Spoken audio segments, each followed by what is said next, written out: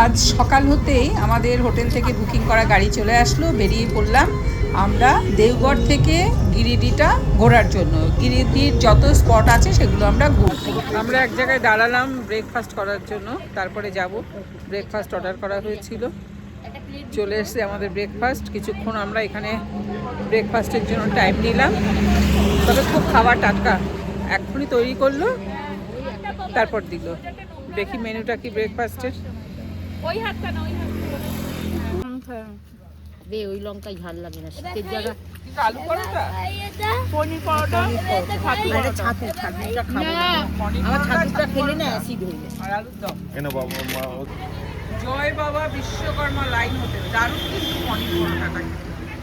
দাদা পনির পরোটাটা খেতে কেমন? ছাতু পরোটা খাচ্ছেন? ছাতু পরোটা ভালো। আমাদের পনির পরোটা তো অর্ডার হয়ে গেল, আমাকে বাড়িতে গিয়ে বানিয়ে দিতে হবে। খুব ভালো করেছে পনির পরোটাটা, দারুণ হয়েছে।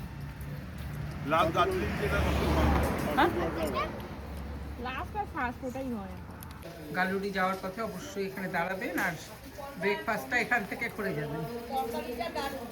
তরকারিটাও খুব ভালো, বাহ, অনেক সার্টিফিকেট হয়ে যাচ্ছে, সবই খুব ভালো। একেবারে সব থেকে বড় কথা হচ্ছে এখানে খাবারটা তৈরি করছে আর সাথে সাথে দিচ্ছে। এরপরে আমরা চলে আসলাম উশ্রী ফলস দেখার জন্য। এসে দেখছি প্রচণ্ড ভিড়, সবাই বেশ পিকনিকের মুডে রয়েছে, চারিদিকে দোকানপাট ভর্তি। চলুন যাই দেখি উশ্রী ফলসের দিকে। ফলসটা অনেকটা নিচে, তবে রাস্তাটা নামার জন্য কিন্তু বেশ সহজেই, কোনো অসুবিধা হবে না, সহজেই নামা যাচ্ছে। চলুন যাই দেখি কেমন পথটা। আমার মেয়ে তো এগিয়ে চলে গেছে তার শাশুড়ি মাকে নিয়ে, আমি নামতে পারবো কিনা একটু সন্দেহ আছে। তবে সবাই কিন্তু বেশ মুডে আছে, প্রচুর প্রচুর দোকান পাট, খাবারের দোকান।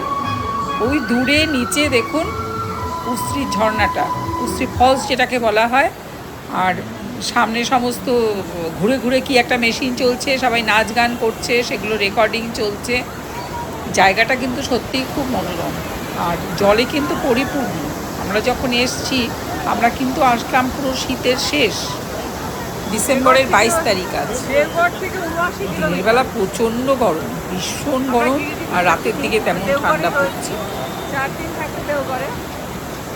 আমি কিন্তু আর থাকতে পারছি না, এরা টাটা করে নেমে গেছে ঠিকই, এবারে গুটি গুটি পায়ে কিন্তু আমিও নেমে গেলাম, আর ধৈর্য থাকলো না। পরিবেশটা এত সুন্দর, আমি সাউন্ডটা অফ করে দিলাম, এত ভালো ভালো গান বাজছে আর সবাই গানের সঙ্গে এইভাবে নাচ করে করে সব ভিডিও করছে, দেখতে খুব ভালো লাগছিল। আমিও বাকি থাকিনি, আমি নেমে গেছিলাম। যাই হোক, এরপরে আমরা আবার পরের গন্তব্যের জন্য রেডি হয়ে গেলাম, উঠে পড়লাম গাড়িতে। চলুন যাই পরের স্পটে। চলে এসেছি আমরা বুরুন্ডি লেক। এটা বুরুন্ডি লেক নাকি? না তো, এটা তো বুরুন্ডি নয়, এটা গন্ড, কি বললো যেন, খান্ডালি, খান্ডলি না খান্ডালা, খান্ডলি লেক। চলে এসেছি আমরা খান্ডলি লেক দেখতে। দূরে দেখা যাচ্ছে ছোট একটা টিলার মতো, মনে হচ্ছে ওইটাই খান্ডলি পাহাড়, আর সামনে আছে খান্ডলি লেক। চারিদিকে পিকনিক হচ্ছে। এখনই ভালো গরম লাগছে, রাত্রবেলা 10 ডিগ্রি নেমে যাচ্ছে টেম্পারেচার, কিন্তু দিনের বেলা এখানটায় বেশ ভালোই গরম লাগছে, সোয়েটারের দরকার হচ্ছে না। যাবো না ওই রকম হলে, আমি ওইদিকে, আমি এখানেই থাকবো।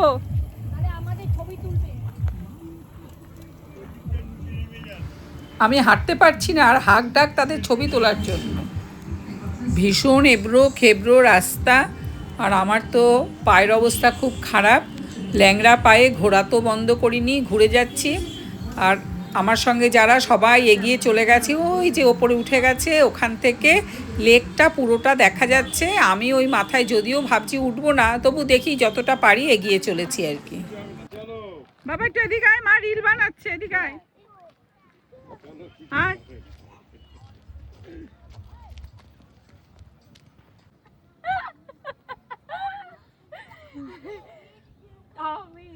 আমার রাজীব ওটা হতো না, অনামুখো। ভুল বলেছো, বলো আমি এক অনামুখো, ওটা হতো নয়।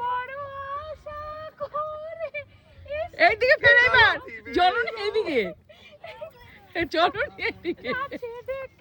এক লাথি মেরে দাও।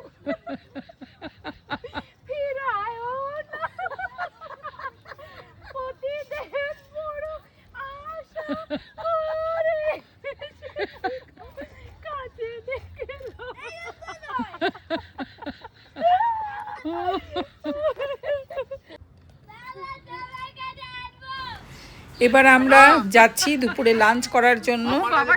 একটা জায়গায় দাঁড়াবো, দেখি কি পাওয়া যায়। খাওয়ার জন্য নেমেছি, খেয়ে দিয়ে তারপর আবার যাবো। খেতে আবার আমরা ঘুরতে বেরিয়ে যাবে অন্য জায়গায়। এবার চলে আসলাম আমরা বুড়ায়েশ্বরী টেম্পল, যেখানে ওপরে উঠে দেখা গেল একটা হনুমানজির মন্দির আছে। তবে যে ড্রাইভার সাহেব ছিল সে বলল এই পাহাড়টা লাভা দিয়ে তৈরি। তারপরে আমরা চলে আসলাম অনুকূল দেবের আশ্রমে, এবং এই অনুকূল দেবের আশ্রমে যেয়ে কিছুটা সময় কাটিয়ে তারপরে আমরা আবার আমাদের হোটেলে চলে আসি। প্লিজ আমার চ্যানেলটা একটু সাবস্ক্রাইব করে দেবেন, আর বেল আইকনে অবশ্যই ক্লিক করে দেবেন এর পরের ভিডিও আসলে যাতে আপনারা জানতে পারবেন। প্লিজ প্লিজ একটু সাবস্ক্রাইব অবশ্যই করে দেবেন এবং একটু লাইক ও কমেন্ট করবেন। ভালো থাকবেন, সবাই সুস্থ থাকবেন।